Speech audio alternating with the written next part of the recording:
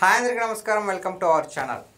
ప్రస్తుతం మనతో పాటు గెస్ట్గా ఉన్నారు షణ్ముఖ్ గారు. సార్ నమస్తే అండి. నమస్కారం సార్. ఈరోజు డేట్ May 2. సో ఆంధ్రప్రదేశ్కి ఒక పండుగ వాతావరణం కలిగించే రోజు అని చెప్పొచ్చు. ఎందుకంటే అమరావతి పనులను పునఃప్రారంభించడానికి మోడీ గారు స్వయంగా అమరావతి వచ్చి ప్రారంభించబోతున్నారు.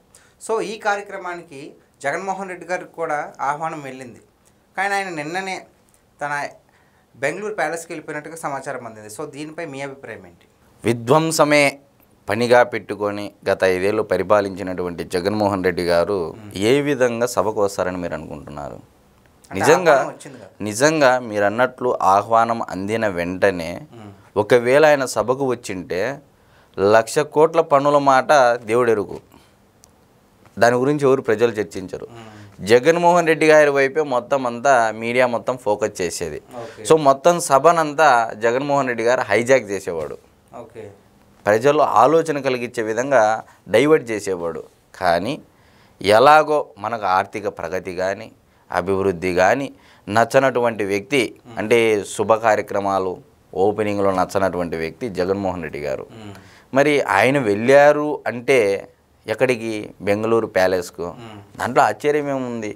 గతంలోనే 2014 నుంచి 2019 మధ్య కాలంలో ఇదే మోడీ గారు ఆ రోజు ఇదే శంకుస్థాపన కార్యక్రమానికి అమరావతి ప్రారంభానికి ఆహ్వానం పంపితే ఆయన సింపుల్గా నన్ను పిలవద్దండి, నేను రానని చెప్పినటువంటి సందర్భాలు చాలా ఉన్నాయి. ఎందుకు రానని చెప్పారు?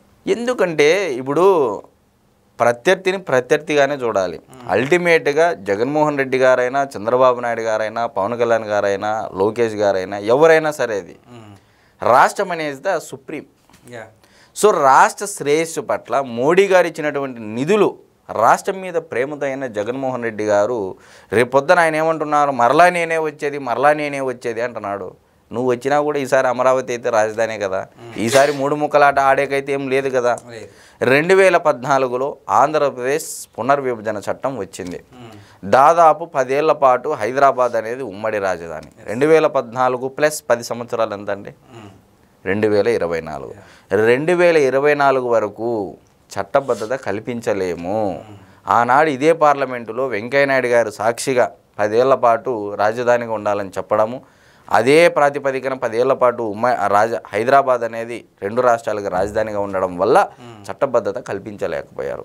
చాలామంది వైఎస్ఆర్సీపీ పార్టీ వాళ్ళు చంద్రబాబు నాయుడు గారు మోసం చేశారు, రాజధాని ప్రాంతానికి అది చేశారు ఇది చేశారని చెప్పేటువంటి వ్యక్తులు ఈ చిన్న లాజిక్ తెలుసుకోకుండా మాట్లాడుతున్నటువంటి ప్రతినిధులు ఉండారండి మీడియా ఛానళ్ళలో కూర్చొని. సో జగన్మోహన్ రెడ్డి గారు ఎవరైనా పార్టీ కార్యకర్తలు కానీ వాళ్ళకి సంబంధించిన ఎవరు చనిపోయినా సరే వెంటనే వెళ్ళి పరామర్శిస్తారు. అనవసరమైన వాటికి కూడా వెళ్ళి నాన్న హల్చల్ చేస్తారు కదా. మరి ఇది రాష్ట్రానికి చాలా మంచి విషయం. సో ఇప్పుడు పెళ్లిళ్ళకి పిలుస్తారండి వాళ్ళ పార్టీ నాయకులు కూడా. వాళ్ళ పార్టీలో సీనియర్ నాయకుల యొక్క కుమారుల పెళ్లిళ్ళకి పిలుస్తుంటారు, కూతుర్ల పెళ్లిళ్ళకి పిలుస్తుంటారు, వెళ్తుంటారు. కానీ అక్కడ భోజనం చేయడంట అండి.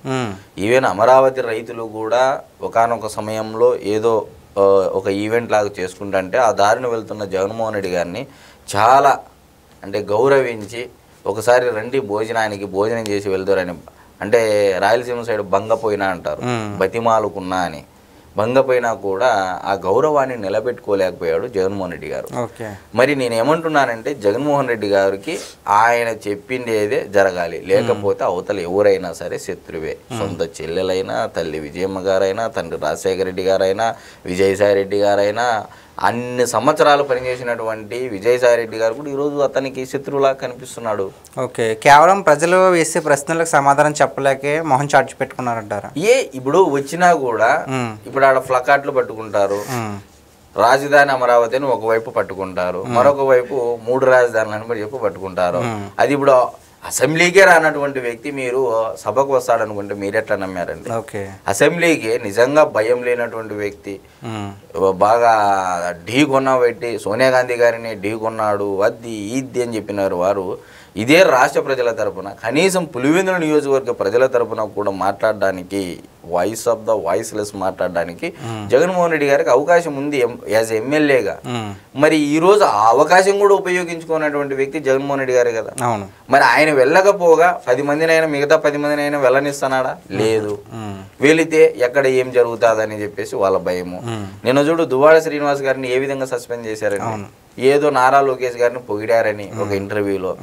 సీఎం అయితే చాలా బాగుండని చెప్పేసి దివ్యల మాధురి అంటే మరి ఇప్పుడు చూడండి ఆయన సస్పెండ్ అయ్యాడు, ఏ కారణం లేదు, జస్ట్ పొగడత ఇచ్చినందుకు లోకేష్ గారికి సస్పెండ్ అయినటువంటి పరిస్థితి. అంటే జగన్మోహన్ రెడ్డి ఇవన్నీ ఎందుకు చెప్తున్నానంటే ఈ విధమైనటువంటి మనస్తత్వము, ఈ విధమైనటువంటి ఆలోచన ఉన్నటువంటి జగన్మోహన్ రెడ్డి గారు సభకు పిలిస్తే, శుభ కార్యక్రమాలకు పిలిస్తే, ఓపెనింగ్లకు పిలిస్తే ఈయనేమో 3 రాజధానులు అన్నాడు. ఇప్పుడు ఒక రాజధాని అమరావతి మళ్ళీ పునఃప్రారంభానికి మోడీ గారు 1,00,000 కోట్ల రూపాయలు విలువైనటువంటి పనులు మనకు శంకుస్థాపన చేయనున్నారు, మీరు రండి అని చెప్పేసి అంటే ఎలా వస్తారండి? మీరు అడగడము తప్పే, నేను చెప్పడము తప్పే అనేది నేనైతే చెప్పగలను. Okay sir. సార్ మరి ఈ కార్యక్రమానికి మరి ప్రధానమంత్రి వస్తున్నారు కదా, సో ప్రధానమంత్రి వచ్చినప్పుడు అట్లీస్ట్ స్వాగతం పలికించడానికన్నా సరే ఆహ్వానం వచ్చింది కదా వెళ్ళి ఇలాగా స్వాగతించడానికి, మరి ఎందుకు సద్వినియోగం చేసుకోలేదు జగన్మోహన్ రెడ్డి గారు? అడగందే తడవుగా గత 5 ఏళ్లలో మోడీ గారు ఏ పాలసీ, ఏ చట్టము తీసుకొని ఇచ్చినా బేషరతుగా మద్దతు ఇచ్చినటువంటి వ్యక్తి జగన్మోహన్ రెడ్డి గారు. ఆయన అడిగినా అడగకపోయినా నేను బేషరతుగా మద్దతు. మరి అలాంటి వ్యక్తి ఈరోజు అంత అంటే గతంలో 5 ఏళ్ల పరిపాలనకు గాను అప్పులు ఇప్పించినారో, ఇంకోటి చేసినారు, ఏం చేసినారో, మొత్తానికైతే గత 5 ఏళ్ళు అయితే ఆంధ్రప్రదేశ్ రాష్ట్ర ప్రభుత్వానికి కేంద్ర ప్రభుత్వం నుంచి సహకారం అందింది కదా. అందింది. మరి అందిన తర్వాత కూడా మోడీ గారినైనా గౌరవించి ఆయన సభకు రావచ్చు కదా. అంటే మరి మేబీ కాంగ్రెస్ తో టచ్ లో ఉన్నాడేమో, కాంగ్రెస్ లో విలీనం చేయడానికి ఏమన్నా చర్చలు జరుగుతున్నాయేమో. మరి ఇప్పుడు మోడీ గారి సభకు వెళ్తే, మోడీ గారితో చర్చలు జరిపితే కాంగ్రెస్ పార్టీ అధిష్టానం దగ్గర నెగిటివ్ అవుతుందనేమో. ఓకే, అంటే ఇలా చాలా ఆలోచనలు ఉన్నాయి. నాకు తెలిసి మోడీ గారిని కూడా గౌరవించట్లేదు జగన్మోహన్ రెడ్డి గారు అని అయితే ఖచ్చితంగా చెప్పవచ్చు. ఓకే, అంటే ఇప్పుడు జగన్మోహన్ రెడ్డి గారు చెప్తూ ఉంటున్నారు కదా, అంటే నెక్స్ట్ 30 ఏళ్ళు మేమే వస్తామని. ఒకవేళ సపోజ్ 1% అయినా అలా జరిగితే, ఒకవేళ నెక్స్ట్ టైం వస్తే కనుక ఇదే అమరావతిని కంటిన్యూ చేస్తారంటారా? ఖచ్చితంగా చేయాల్సిందేదే, దాంట్లో డౌట్ లేదు. ముందు మీరు అడిగినటువంటి ప్రశ్న ఏంది, జగన్మోహన్ రెడ్డి గారు మరలా వస్తారా? అది ప్రజలు నిర్ణయించేటువంటి అంశం, మీరు నేను నిర్ణయించేటువంటి అంశం కాదు. రెండోది ఏమంటున్నారు, అమరావతి మళ్ళా రాజధానిగా అంటున్నారు. 2025లో ఈ సంవత్సరమే చట్టబద్ధత కల్పించనున్నారు. కేంద్ర ప్రభుత్వంలో తీర్మానం చేసి ఒక చట్టం చేస్తారు, కేంద్ర ప్రభుత్వం గెజిట్ ఇచ్చేస్తుంది. ఇంకా దాన్ని మార్చేటువంటి హక్కు సుప్రీంకోర్టుకి వెళ్ళినా, హైకోర్టుకి వెళ్ళినా, ఇంటర్నేషనల్ కోర్టుకి వెళ్ళినా మార్చేటువంటి అవకాశం లేదు. నిజంగా అలా మార్చాలనుకుంటే గతంలోనే 3 రాజధానులు ఇచ్చినప్పుడు ఇటుకలు పెంచిండొచ్చు కదా, మూడు చోట్ల ఎందుకు పెంచలేదు? అంటే అమరావతిని నాశనం చేయాలని ఒక దురుద్దేశం తప్ప ఎక్కడ మాకు దోచుకోవడానికి, దాచుకోవడానికి అని ఏదైతే అంటుంటారు కదా చంద్రబాబు నాయుడు గారిని ఉద్దేశించి, ఆ దోచుకోవడం, దాచుకోవడం మాకు అలవాటైన పని. దాంట్లో అమరావతిలో దోచుకోవడానికి ఏమీ లేదు, మాకు అంత చట్టబద్ధంగానే జరిగింది. సిఆర్డిఏ చట్టం పెట్టారు.